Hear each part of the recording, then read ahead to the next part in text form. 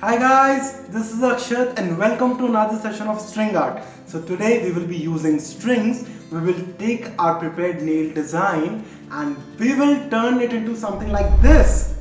So I'll show you guys step by step tutorial on how to do this. So let's get started.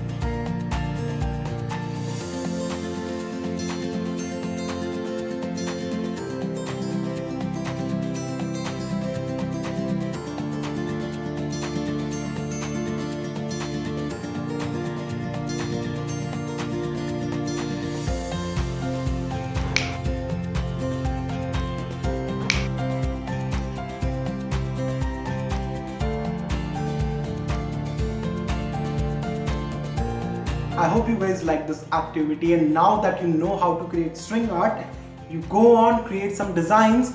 Let me know how it turns out in the comment section, and I'll see you guys in the next session where we will see this amazing string art and how to give ombre effect. So stay tuned to What's Your Hobby.